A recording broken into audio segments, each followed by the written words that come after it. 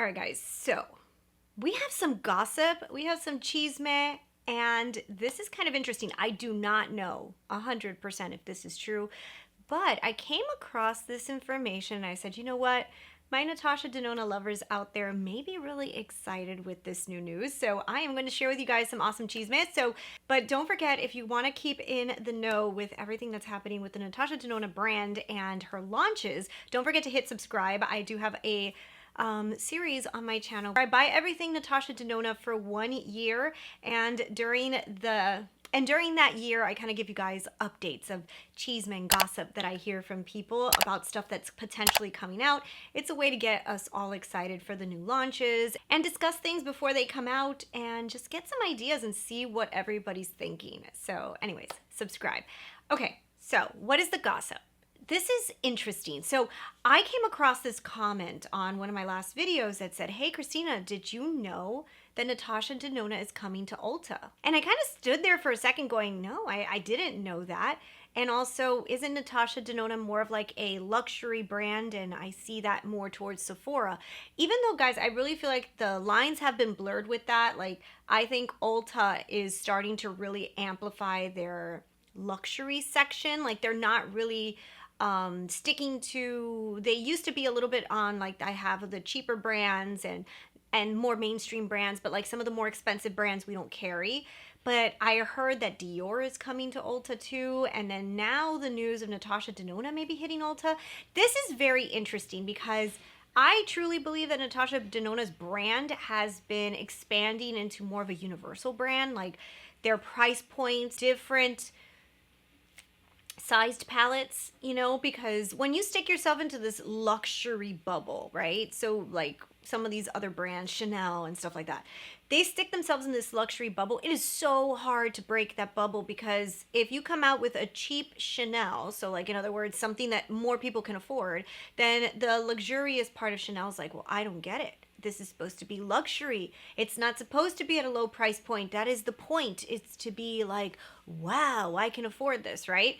So then when you kind of throw yourself into a bubble like that, it's very hard to break that bubble because, you know, your customer, your loyal following sometimes can get annoyed, which I do know is happening sometimes with Pat McGrath, because the people who buy the motherships are like, well, why is she coming out with, you know, the big holiday palettes? And I've seen this already happen. Natasha Denona is interesting because she has been doing this for quite a while. Like, she had released those leather palettes that, you know, or those huge palettes that had so many colors, but they were so expensive that everybody would walk by them and say they look great, but I am never going to drop that much money on an eyeshadow palette. And I get it because I love makeup, and even me, like, I have never purchased one of her huge, what are they called, 24 pan palettes, the original ones, because they're like, what, $210?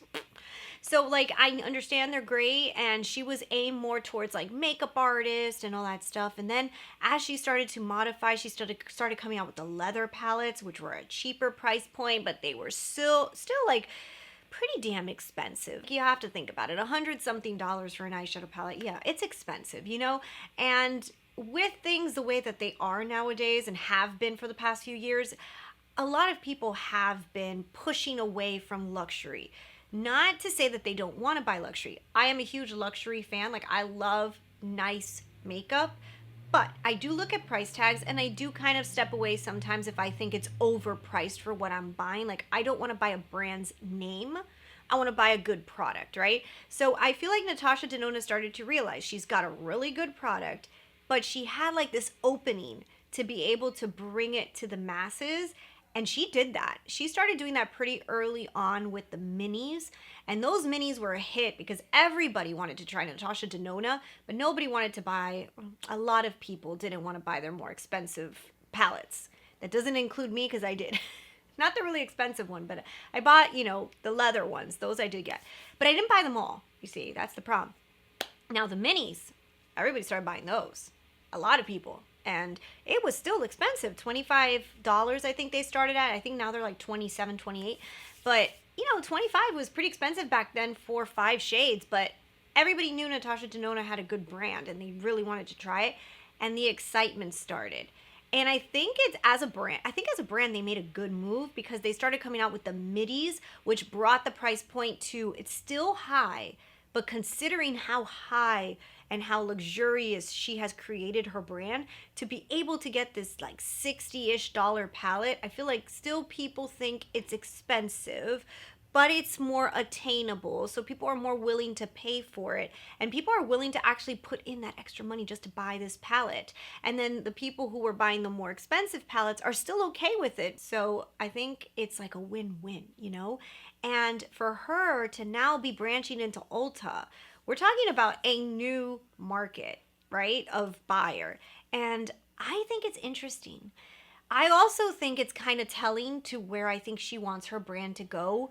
I'm hoping that she wants to stay in that midi, M-I-D-I, because I always say midi and everybody thinks it says midi size palettes, because that's a good market. And those minis, and maybe even something in between a midi and a mini, you know, that would be really interesting, because a lot of people now are getting more hyped for Natasha because the price tag is not as uber high, but the quality of the product is still great. And the middies and her minis have been using the same formulas, and you're still getting like that really great formula, but you're not paying as much for it. I honestly, I think that she's doing an amazing job with the brand. And I do think if it goes to Ulta, it will be successful. It will be successful at Ulta.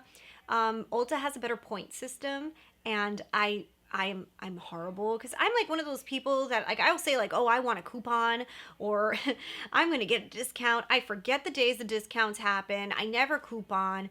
My brother, he does cash back. Okay, wait. My brother actually does cash back, and I know maybe there's a lot of people out there that do, but I am shocked by this. He will shop at places on purpose because he gets cash back, and he will look. I don't. This is it's amazing to me, because I literally will go on websites and be like, oh yeah, there's cash back. Like, you sign up to them, but then you just never use it. Like, I'm one of those people, I sign up to it like, I'm gonna use it one day, and I never use it. So like, he actually will buy things based off of if he gets cash back or not. I'm like, impressive. So if Natasha Denona is coming to Ulta, what do you think? Is this a good move for the brand? Do you think that they should have stayed only at Sephora? Should they have been more luxurious? I want to know your thoughts on this. I feel like a little new renovation of the brand. I really honestly think that they have been forming this more like mid-market brand, which honestly we don't see as much for, you know, like these newer brands. We either see really luxury or drugstore, middle market, you know, and I feel like she's following like a Huda Beauty model, which I do think Huda Beauty had a really good model. The only thing is I don't always think her products are consistent. Natasha, I think, has more of a consistent product. So at the Huda Beauty model, price tags, you know, oh my gosh, she came out with the, genius. Can you imagine Natasha coming out with these? Yes, this is what we need. A like middle-sized palette like these. Oh my God, she would kill it. But I'm very excited. I do think that it's possible that she is coming to Ulta. I do think it's possible. It's a rumor, but I think it's possible. Now, she did release something that I honestly didn't even tell you guys about, and it's more because to me it's probably just like an extra product. It's like a brush set. So funny. I'm actually wearing my pajamas. I bought these pajamas at Target, guys. This is the cutest pajama set ever.